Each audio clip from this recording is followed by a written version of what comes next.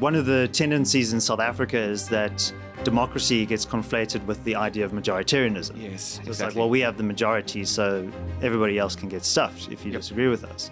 And I think a truly functional democracy is one where there are actually constraints on power, that there are kind of rules and systems that also bind political actors in terms of and constrain them in terms of their actions. If someone comes to you at the Free Market Foundation and says, South Africa is going to be the next Zimbabwe, what do you say? Do you say yes or no, or somewhere in between? South Africa has the potential to be a prosperous, cosmopolitan, successful economy and society. But I think it's also very important to know that we could go down the Zimbabwe route, and many of the ingredients that formed the basis for the chaos and destruction that we saw in Zimbabwe have been evident in South Africa. It's been a bit disappointing that people in the media and other political parties kind of had a negative response to what the Trump administration has been saying. Saying, oh, we won't be bullied, and Misinformation is the new buzzword. Yes. Yeah, but I mean, if you had to look at that statement, that executive order from, when was it, the 6th of February, there's nothing there that is factually incorrect.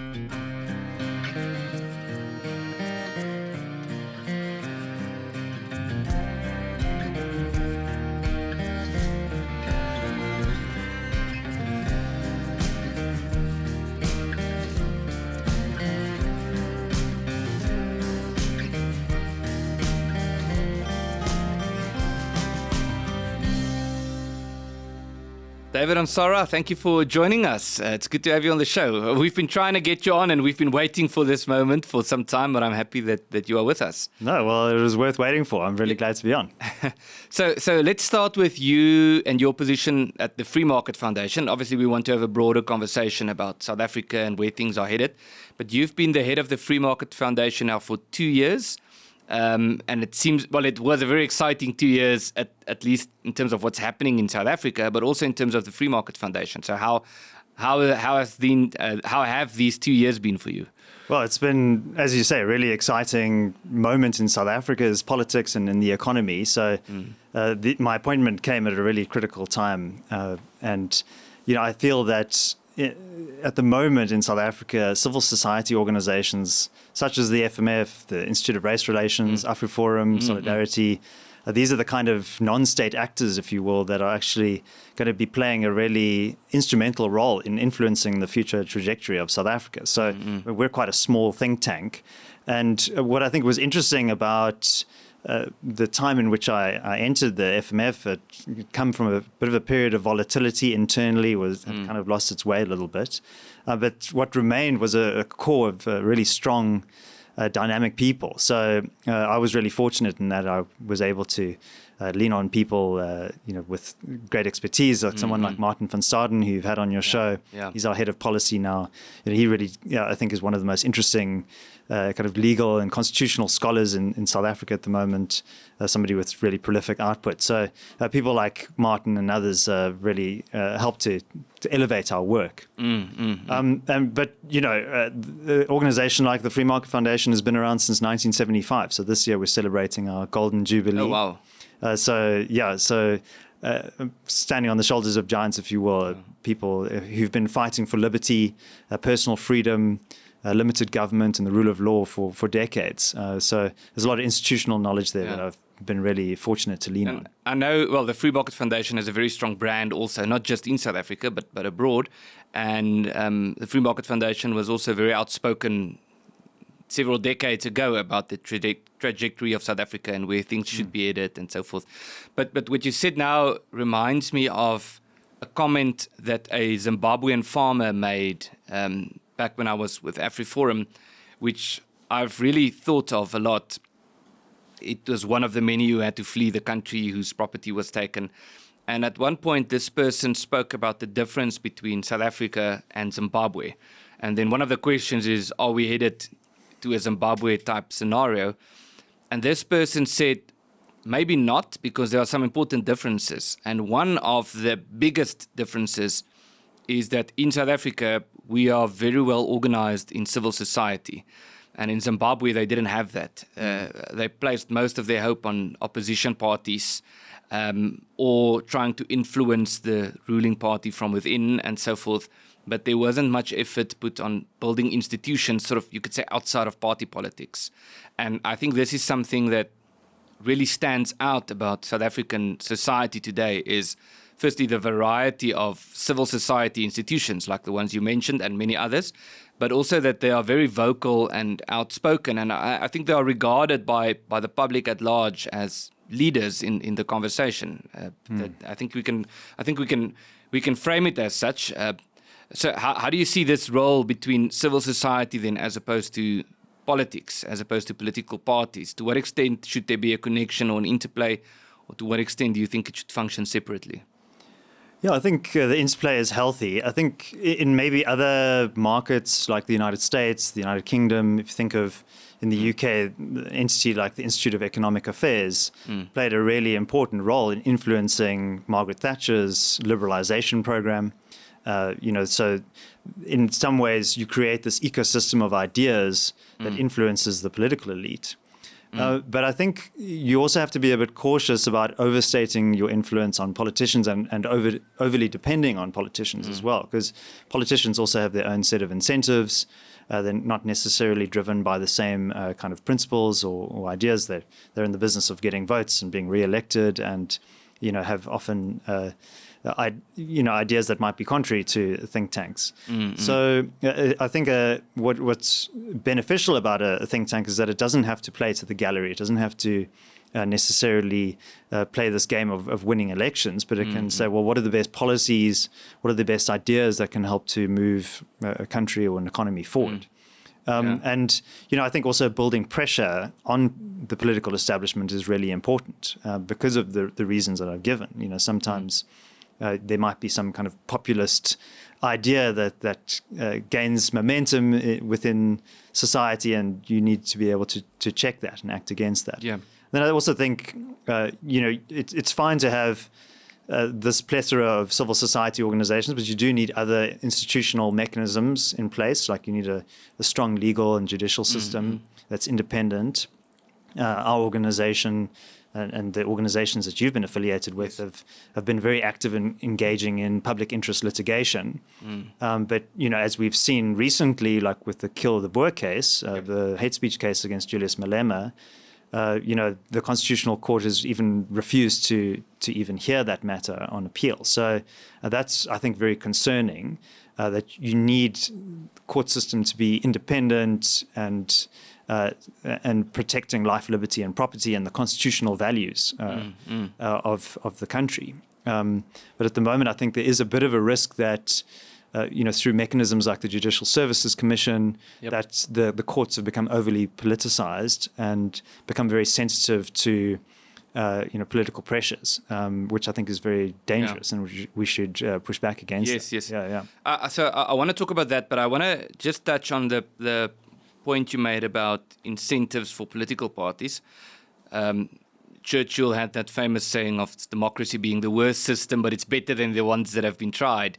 And I think there's a lot of truth in that there are no perfect systems.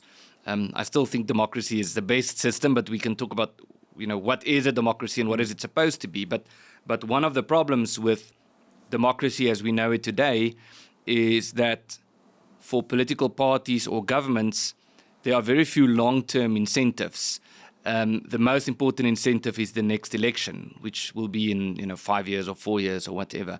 And so one of the challenges that comes as a result of that is it's in a sense incentivized to for example, raise social grants or to incur more debt and to use that for sort of short-term, the type of policies, economic policies that might bring short-term relief but that isn't sustainable in the long run. And how do we make sense of that? I'd love to hear your comment on this phenomenon and if this is something that can be addressed in a way. Yeah, and I think one of the tendencies in South Africa is that democracy gets conflated with the idea of majoritarianism. Yes, so exactly. It's like, well, we have the majority, so everybody else can get stuffed if you disagree with us. And I think a truly functional democracy is one where there are actually constraints on power, that there are kind of rules and systems that also bind political actors in terms of and constrain them in terms of their actions. So, you need those checks and balances. And unfortunately, in the South African context, I mean, if you had to study the Constitution without any context or understanding of South Africa, you would think, oh, this is an amazing constitution. Good, yes. You have all these Chapter 9 institutions that, like the Public Protector, that act to limit power, or you have a formal separation of powers between the legislature, the executive, and the judiciary, and this is all wonderful. But in practice, politics sometimes and frequently actually override some of those constraints. Yes. And so that's why I think the political context is very important. So an organization like the Free Market Foundation, we really value our independence. We're non-partisan, but for many decades we were kind of in the old model of a think tank that we're these clever guys who put out policy documents and we make submissions to Parliament. And we hope that through rational persuasion that our arguments will be adopted by the political establishment. But often those reports and those submissions get put into folder 13, and they get discarded and disregarded because it's not in the interests of the politicians to adopt those policies. So I want to ask you about that. So what's the balance then between the thinking and the tanking, if we could say that? Yeah. Because I think on the one hand, we need proper research and policy papers, but on the other hand, people always say, we need to take action and so forth. But there's also the risk of taking action without thinking and not having proper research. How do you see this as the balance between these two? Yeah, I think indiscriminate action is actually not a good thing. I think you want to be very strategic about what the goals are that you want. I mean, I think we're very fortunate in that we have a framework that guides us. We're not necessarily in the game of just trying to get clicks on videos or on articles. So, I mean, if you take an absurd example, cat videos on the internet, they get a lot of clicks. But are you doing anything with that? Not necessarily. And I mean, I think it's fantastic that we've had this explosion of these alternative media platforms in South Africa. But I think just garnering large audiences, that's not enough. You need to kind of instrumentalize that towards some kind of further end. And that's why I'm really encouraged to see what work you're doing with the Pioneer Initiative. Yeah. And so, but definitely gaining access to audiences, I think, is really important for communicating your message. But look, I think in the current environment, I think we do need much more overt pressure. We need civil society organizations to form a balance of forces against the worst successes of the ANC's misgovernance and the ideological underpinnings of the National Democratic Revolution. Because the NDR itself, which basically, as you know, seeks to capture democratic institutions and subvert those and use those for the exercise of power and to achieve socialist ends. Yes. Yeah. You can pick your example: national health insurance or expropriation without compensation, education, everything. Yes. Yeah, BEE is an instrument in that regard as well. Yeah. So we actually need forms of concrete resistance. So, in the example of writing a deep policy document, as we have done through our Liberty First series, which was over 100 pages of policy analysis that we released at the beginning of 2025. That helps you in terms of sharpening your analysis and clarifying exactly what you want to achieve. But that's not sufficient. It's necessary, but it's not sufficient. You need to use that to actually build power around those ideas. Of course. And so that's why we're very keen on these bottom-up, decentralized political initiatives. We ran a campaign last year called the Campaign for Home Rule, where we want to encourage municipalities, but also business chambers, community groups, community policing forums to start acquiring power for themselves. Yes. So there are a myriad problems in South Africa. A little think tank like the Free Market Foundation is not necessarily going to be able to solve all of those things. If you consider an entity like AfriForum, there is much more of a kind of practical application of that philosophy on the ground. There's community organizing and so forth. Yeah, I mean, I remember you touring me around the AfriForum offices, and we went to go and see the Central Command Center for the, as part of the efforts to resist farm attacks and so on. And those kind of initiatives are really important. But for an entity like ours, we want to plant the seed of these ideas that actually more communities should be engaging in this kind of activity. So whether that's private businesses and business associations or some of these groups in small towns that have collapsed and seen their services eroded away, there's a lot of value, I think, still remaining in South Africa, of course, and a lot of people who have a vested interest in seeing South Africa succeed. But I think waiting for politicians to come along and fix these problems is not the correct strategy. We need to actually start solving these problems ourselves.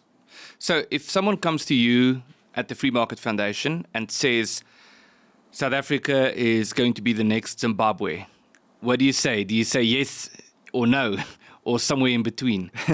Yeah, I guess the answer is maybe a bit of a hedge, but it depends, right? And I think it depends on the choices that we make.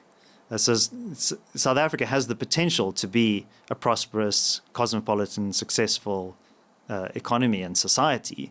But I think it's also very important to know that we could go down the Zimbabwe route, and many of the ingredients that formed the basis for the chaos and destruction that we saw in Zimbabwe have been evident in South Africa. So I don't think it is a remote risk. Yes, we have these different poles of power. We have a free media, we have the courts, we have civil society, we have a strong business community, but those, are not invincible. And as we were discussing earlier, there's been enormous political pressure brought to bear on, for example, the courts. So, we can't take that for granted. And I think we need to use the Zimbabwe example as a cautionary tale of what could go wrong. And when the Mugabe regime violated private property rights, that set in motion a series of events that led to the immiseration of the Zimbabwean people and the destruction of a once vibrant agricultural sector there. I want to ask you about that, and I don't think you can answer without speculating because we don't know. I want to ask you what's happening in the minds of someone else. But the examples are so obvious that many of these policy ideas wouldn't work. You don't need to spend, you don't need to do a thorough research. It's obvious that this confiscation of property, excessive centralization in the government, a government that is already failing. But those who are pushing for this don't seem to be very much concerned about what's happening and what has been happening all over the world in the last century. So the question is, why do they keep pursuing this if it's so obvious? I think we've, in a sense, already gotten past the point where we need to explain that expropriation without compensation would be bad for the economy. I think a lot of people people sort of know it's bad. You would find people in the government who would sort of try to argue that it's good, but I'm not so sure that they are convinced that it would be good. I don't know, but how do you make sense of this? Well, I think it's within the interests of the political elite to pursue those policies. That doesn't mean it's necessarily a good thing for the country itself. And so there is that link of accountability has been broken. It's the same with BEE. BEE enriches a small, narrow elite. It hasn't done what it is claimed to do, which is to transform the economic conditions of ordinary black South Africans.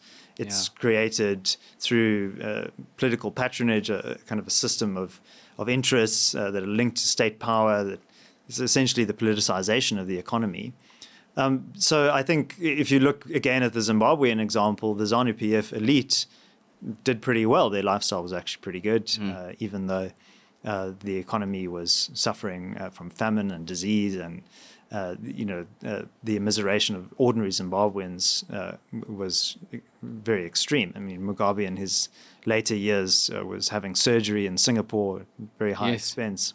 So I think there's often this assumption, perhaps a naive one, that politicians are always acting in the national interest, but that's not always the case. I think their interests are far narrower. They're serving a very specific, narrow constituency. We often hear ANC leaders talking about our people, Yes. and not necessarily all South Africans. And so that is a signal to their constituency, like, hey, we're defending your interests, and our interests are aligned. And part of that is also about scapegoating others. Yes, but we're defending your interest, but it's in rhetoric only, because as you mentioned, black economic empowerment. There's really a small elite, and it's not some conspiracy. You can just see it happening. There's really a small elite that is benefiting from this. Black South Africans aren't benefiting from it, but they are so hell-bent on continuing with these policies. And I think part of the reason is because it would be bad for them if the policies were to stop. It wouldn't be bad for people living in South Africa. It wouldn't be bad for black South Africans. It would be bad for the ones who are deciding on the policy. That's what it seems like. Yeah. And I mean, if we really want black South Africans to succeed, we need a growing black middle class, an entrepreneurial class that is building institutions itself. I was reading a very interesting book about the origins of Capitec. Yes. Yeah. And I mean, it's just really incredible to see how Capitec as a bank grew out of nothing through a kind of a small group of Afrikaans entrepreneurs who kind of knew each other in Stellenbosch and had access to capital. Yes, they did.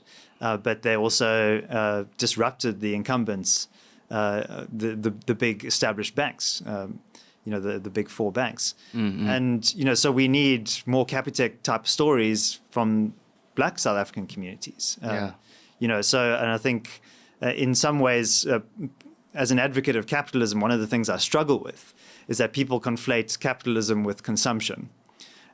You'll often hear people say, "Oh, well, these politicians in the ANC or the EFF, they're actually capitalists because they like to drink they like champagne. And they drive fancy cars, but they're enjoying the fruits of capitalism. But they're not necessarily proponents of capitalism, of the profit motive and respect of private property rights underpinning that, and your freedom to trade, unencumbered by government interference.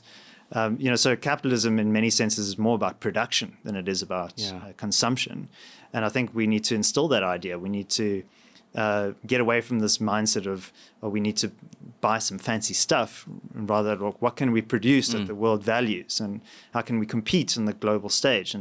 And through hard work and thrift and diligence, how can we improve the circumstances here in South Africa? Yeah. Because just as no politician is coming to save us, there's also no international actor necessarily will come to save us. So I think we need to bear that in mind in the kind of current climate as well. Yeah. Just on this point of the consumption, Andre de Ruyter writes about this in his book, just sort of in passing, but it's something that stuck with me. Two examples that I remember now. The one was he goes to investigate this power plant, and then this manager who's in charge of this power plant comes out. I think there was a story about a car that was the ash and the dirt was so high that there was a car buried underneath, and people didn't know that. And then the guy came out and he had these long pointed, shoes, pointy, shining shoes, and he seemed as if everything was fine. And he also mentioned people at Eskom who were carrying these Louis Vuitton purses and bags, and he says he knew what their salaries were. So either there's some problem with the consumption and the expenditures, or they're getting the money from somewhere else. And this comes to the point of economic freedom, and we have a party in South Africa called the Economic Freedom Fighters, when what that party is doing is actively waging war on the principle of economic freedom. So economic freedom, we could say, is the principle, or it's the freedom to produce much rather than the freedom to receive. But unfortunately, we seem to have people in government and in the ruling elite who think of economic freedom as getting money or something like that, and that the government has to play this role. And how do we change this conception of economic freedom? Yeah, I think that's the big question, really. I think instilling a sense of personal responsibility, I think, is really important.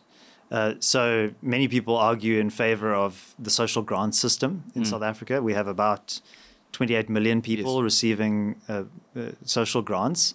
And yeah, you might think that that's a relatively paltry amount of money, but in terms of the burden it places on the fiscus and on taxpayers, it's actually a very significant amount of money.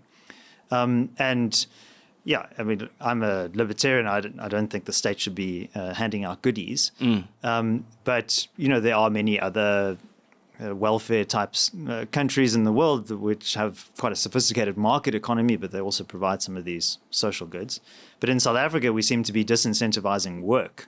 I think, you know, it's one thing for somebody who's disabled who can't participate in the labor market to get a grant. But if you're an able-bodied young man or woman in South Africa, there's no reason why you shouldn't be doing something productive. And I think that that's really important. It's not just about the money in your back pocket, your income. It's also about your sense of agency and purpose and your contribution to society as well. You know, many people, if you think about around the proverbial braai or dinner party, you know, one of the first questions that people ask you is, what do you do for a living? You know, it's a big part of your identity. And I think there's a lot of alienation, displacement. You know, if you think of the preconditions that built up to the July 2021 riots, you know, I think there's this kind of seething resentment, disconnect. People maybe feel that they're not in a position to add value to society. So when we at the Free Market Foundation argue for labor market liberalization and the elimination of the national minimum wage, we don't do it just because we're kind of these mustache twirling capitalists who want to exploit people. We actually want people to be free, to pursue their own objectives, to not be locked out of the labor market and dependent on the government for welfare.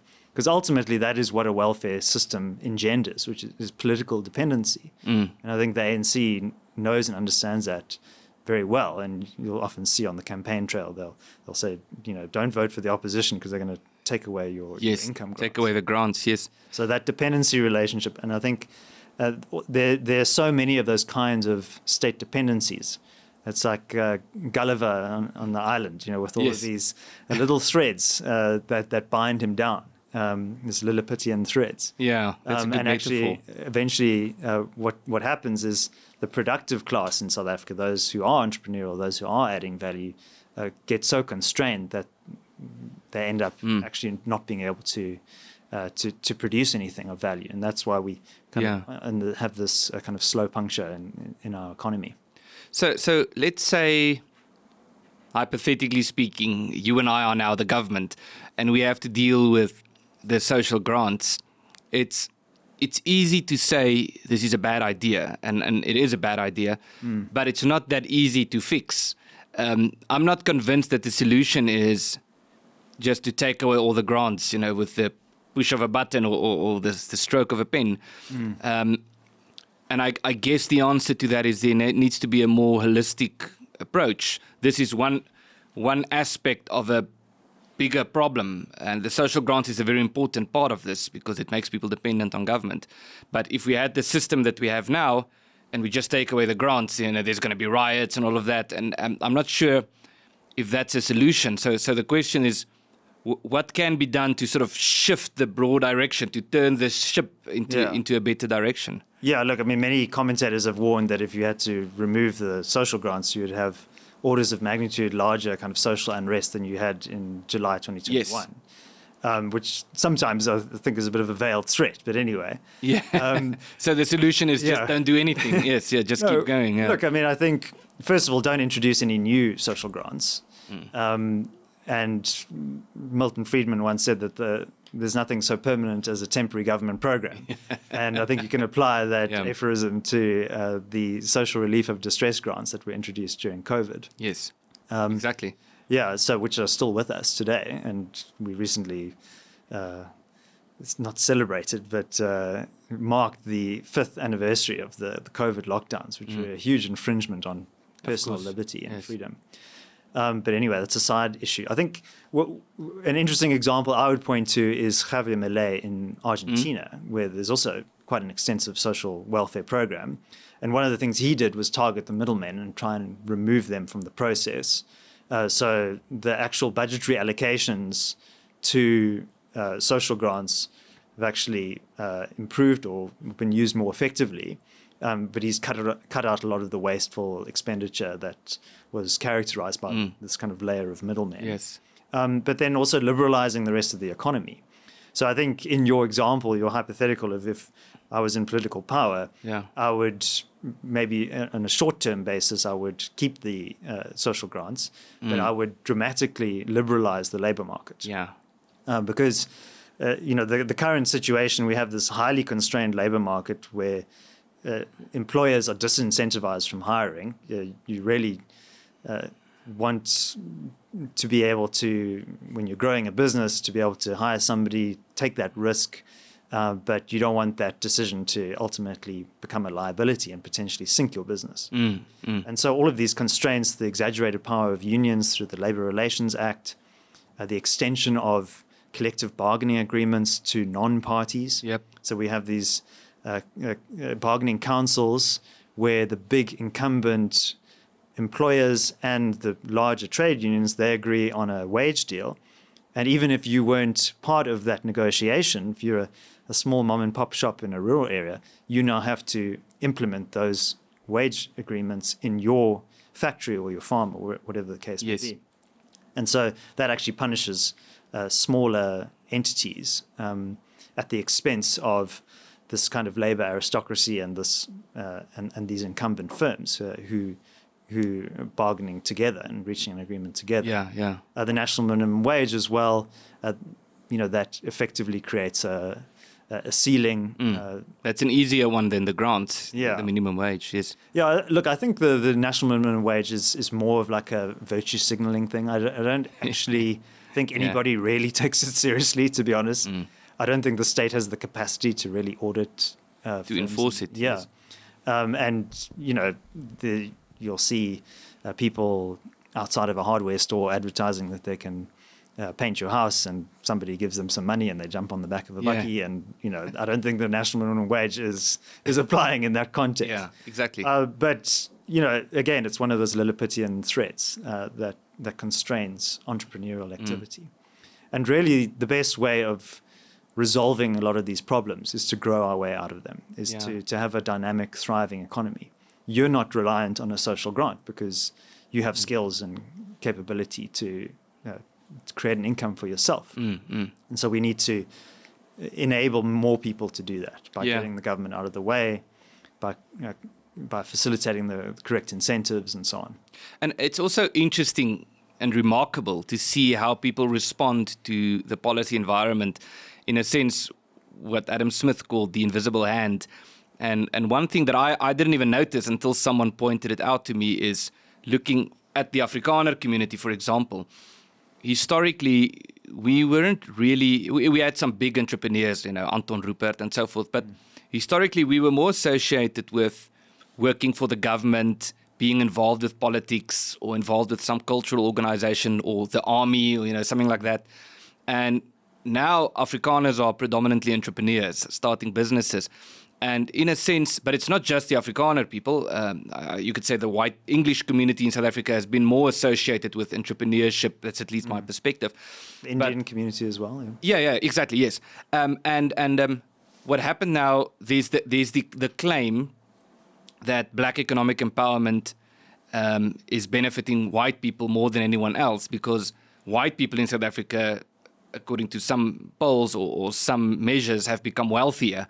And it's not because the policies benefit them, it's because it has forced a lot of people to go into starting private businesses and so forth. So that's the strange irony or tragedy about these policies that are stated to be uplifting black South Africans, when in fact it's creating the opposite. It's encouraging government dependence on the one hand, and on the other hand, it's forcing people to be more entrepreneurial, leading to more inequality. So that's the big irony of where we are now in South Africa.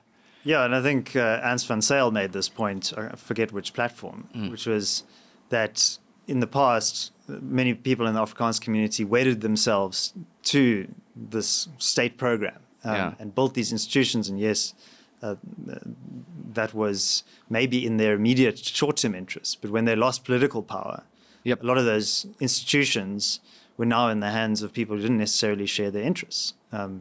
And so some of those institutions were then weaponized against them. And I mean, I'm greatly encouraged to see initiatives like Solidariteit's technical, what is it called? Soltech. That was entirely self-financed, filling a need, a market need, but also, creating skills and opportunity for people. I don't see why the state should necessarily be responsible for doing that. On my way here, I drove past a hotel school, and I think that's just a set of skills that need to be learned and acquired, right? You don't see people clamoring for the state to be in charge of hotel schooling, at least to the best of my knowledge. And so, I think if you look at the higher education system in South Africa, it's become heavily bureaucratized. The state, through the Department of Higher Education, is very, very much involved and controls a lot of these institutions. And is it any surprise that then these institutions start following political imperatives rather than educational imperatives? Yes. Before we close off, I want to get to, I think this is an important point that you mentioned earlier, sort of in passing, about help from abroad as opposed to what we can do internally. And in especially the last few months, and the last few years, I was very involved with, international reaching out and so forth. But I do think that this is an important point. What can other countries do as opposed to what should we do ourselves? And I think one part of the answer is at least that there are actually very few that other countries can do, at least in creating a long-term sustainable solution, because most of that has to come from ourselves. But pressure can be applied in terms of policies and pressure against destructive policy ideas and pressure in favor of more sustainable policy ideas. But at the end of the day, most of the solution has to come from internal solutions. How do you see that balance between the two? Yeah, look, I think we need to seek out forms of leverage. So when the Trump administration points out that the emperor has no clothes in South Africa and criticizes expropriation without compensation and race-based laws. We have 142 race-based laws in this country. This is research courtesy of Martin van Staden, again, who I mentioned earlier. He did that project for the Institute of Race Relations, but I think has had enormous impact on raising awareness around the extent of the racialization of policy in South Africa. But when the Trump administration points out these problems and also seeks to exercise leverage against us, I think we should actually welcome that. I think it's been a bit disappointing that people in the media and other political parties have, sort of kind of had a negative response to what the Trump administration has been saying. They're saying, we won't be bullied, and misinformation is the new buzzword. Yes. Yeah, but I mean, if you had to look at that statement, that executive order from, when was it, the 6th of February, there's nothing there that is factually incorrect. Yes. So, I think we need to welcome that. I mean, obviously we want to make sure we preserve the interests of South Africans. But the interests of South Africans is often different to the interests of the South African government. Those two things are often at odds with one another. So I think it's concerning when tariffs, for example, could potentially impact citrus exporters or motor manufacturing exporters. But we also need to say, okay, well, how can we use this moment to build pressure internally for change? And I think, in the absence of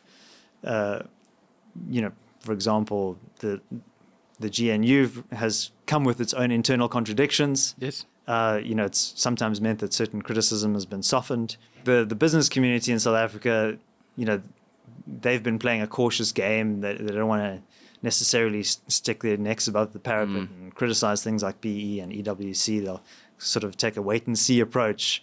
And so often that kind of reluctance to overtly criticize can actually reinforce bad policy, and over the course of time you have this slow decline. Whereas rightly or wrongly, Donald Trump, his style is very confrontational, very blunt, direct, And I think that's shone a light on some of the really hostile policies that we have in South Africa. So, I think we should embrace that moment and say, okay, well, actually, how can we create something constructive out of this? Yeah. And I think I was, greatly encouraged to see the likes of AfriForum, Solidarity. The DA also sent delegation to Washington, D.C., so did the business community. Yep. So I think we should be exploiting those channels of communication and also of influence. Yeah. To our advantage. And I think just to link to that, the point of the business community taking a stance is very important, because a lot of these policies, as you've mentioned, are not really, it's the government do not really have the capacity to enforce them. Many of these policies are enforced because the business community is complying. And so it's encouraging to see organizations like Sake Liga taking a strong stance, and people like Rob Hersoff, who's sort of from that community, has taken a very firm line the last few months. And so that's also encouraging. And I think if we can get the business community to be more openly outspoken, I think that's probably the next step, or one of the most important next things that because they have economic power. They have also, again, leverage. And in the past, we've seen, like during COVID, for example, we had various CEO initiatives, and the Solidarity Fund, it was called, not the Solidarity Fund. The other Solidarity Fund, yes. Business for South Africa. And a lot of the impulse there is like, well, we need to all put our shoulder to the wheel and help the government to resolve some of these problems. But you don't help if you don't criticize overtly bad policy. You can actually reinforce some of these bad policies. And entrench them. Yes. Yeah. So I think we need to channel that patriotic goodwill from the business community into actually a more of a transactional approach to say, well, what can government concede in order in response to our offer to assist? I mean, and also businesses, I think, just taking their own initiative to solve some of the problems associated with state failure, because we do have a failing state system in South Africa. Yeah, of course. I mean, in the area that I live in, there's a security company that basically does all of the services that you would have maybe 30 years ago associated with the municipality. Oh, yes. Cleaning and maintaining the verges, and picks up dogs that have gone astray and puts them in a kennel, maintains the security of the neighborhood, obviously. Yeah. And, I think we're seeing a lot of these green shoots of activity coming from the bottom. Yes. That, I'm from Johannesburg, the whole city is really falling apart. But there's a lot of great businesses, schools, neighborhoods in Johannesburg that are worth preserving. But if we wait for the mayor of Johannesburg to help, you're going to be waiting for a long time. Yeah. And even when he came in, by the way, do you know who the mayor of Johannesburg is? No. Yeah, very few people do. I don't know who it is at the moment. The new one. Yeah. No, it's a bit of a carousel. So he's actually been mayor twice. His name is Dado Morero. And he's refreshing in his honesty, because when he came in, he said, don't expect anything to improve. I remember that. Yeah.